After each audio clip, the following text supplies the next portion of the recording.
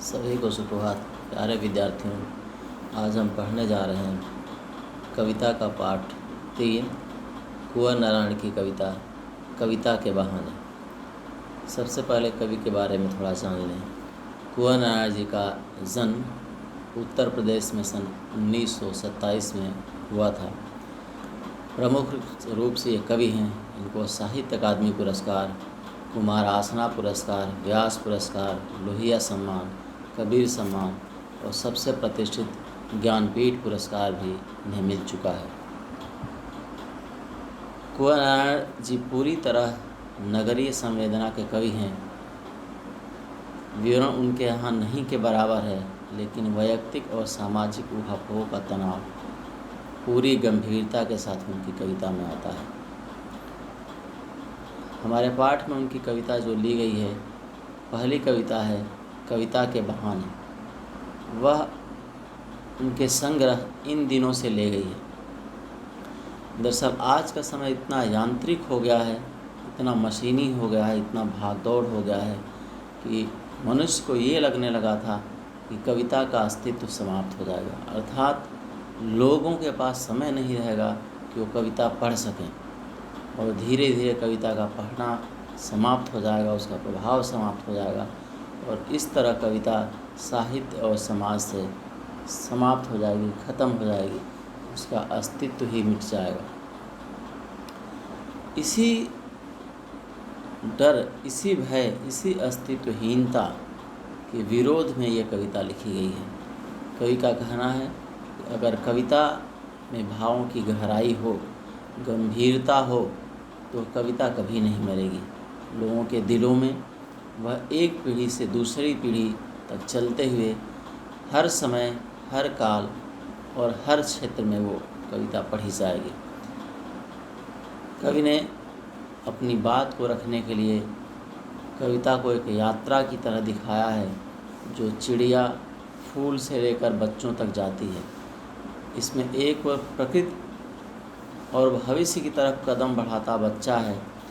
कहने की ज़रूरत नहीं है कि चिड़िया की उड़ान की एक सीमा है, फूलों के खिलने की भी सीमा है, लेकिन बच्चों का खेल किसी सीमा में नहीं बनता। कवि कहते हैं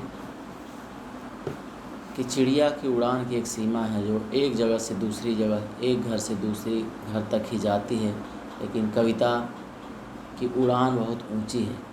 वह एक क्षेत्र से दूसरे क्षेत्र, एक हृदय से दूसरे हृदय और एक काल से दूसरे काल तक पहुंचती है।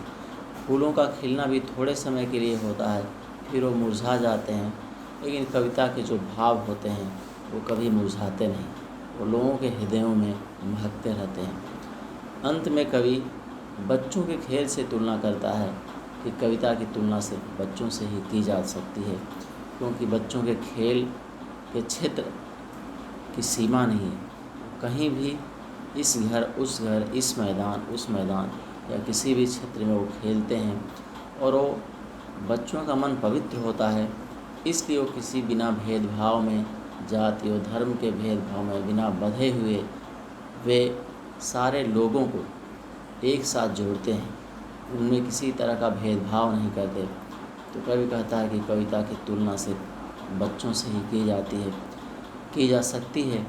इस तरह इस कविता में कवि ने कविता की शक्ति, उसके भावों की गहराई हो तो हर समय पढ़ी जाएगी, एक पीढ़ी से दूसरी पीढ़ी से तीसरी पीढ़ी, वर्तमान भविष्य में भी वो पढ़ी जाएगी, एक क्षेत्र से दूसरे क्षेत्र, एक देश से दूसरे से देश, एक प्रांत से दूसरे प्रांत, एक हृदय से दूसरे हृदय तक उसकी यात्रा बनी रहेगी और कविता मरेगी नहीं, उसका अस्तित्व बना रहेगा। आइए देखते हैं अब कविता की पहली पंक्तियाँ। कविता एक उड़ान है चिड़िया के बहाने, कविता की उड़ान भला चिड़िया क्या जाने, बाहर भीतर इस घर उस घर, कविता के पंख लगा उड़ने के माने, चिड़िया क्या जाने। कवि कहता है कि कविता की उड़ान को हम चिड़िया की उड़ान के बहाने जान सकते हैं। अर्थात कविता के भावों की उड़ान माने तो चिड़िया के उड़ने से उसकी तुलना हम कर सकते हैं। और हम देखते हैं कि चिड़िया की उड़ान सीमित होती है। वह इस घर से उस घर, इस डाली से उस डाली तक ही वो उड़ पाती है। लेकिन कविता के जो भावों के पंख होते हैं वो असीमित होते हैं।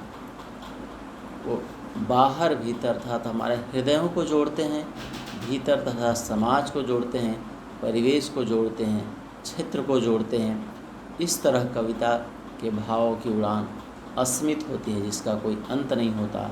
इसलिए कवि कहता है कि चिड़िया भला कविता के उड़ान की सीमा को कैसे था लगा सकती है, कैसे उसको नाप सकती है। इसलिए कविता की तुलना, कविता के भावों की उड़ान की तुलना चिड़िया से नहीं की जा सकती। कहते भी हैं कि जहाँ पहुँचे रवि, जहाँ न पहुँचे रवि वहाँ पहुँचे कवि। अर्थात जहाँ तक सूर्य की किरणें नहीं पहुँच पाती, वहाँ तक या उससे आगे तक की कल्पना कवि कर लेता है। अर्थात कविता में जो भाव होते हैं, मन में जो भाव होते हैं, उसकी उड़ान, उसकी कल्पना असीमित होती है, काल और सीमा से परे होती है। इसलिए उसकी तुलना चिड़िया से नहीं की जा सकती। अब देखें इस कविता के काव्य सौंदर्य को।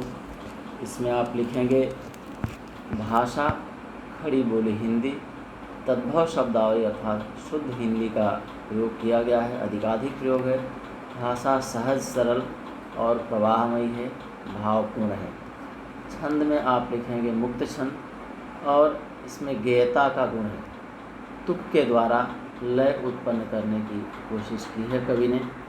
शैली प्रश्न शैली है, गुण प्रसाद गुण है। अर्थात जो कविता या जिसके भाव आसानी से समझ में आए उसमें प्रसाद गुण होता है। अलंकार, इसमें प्रश्न अलंकार है, चिड़िया क्या जाने।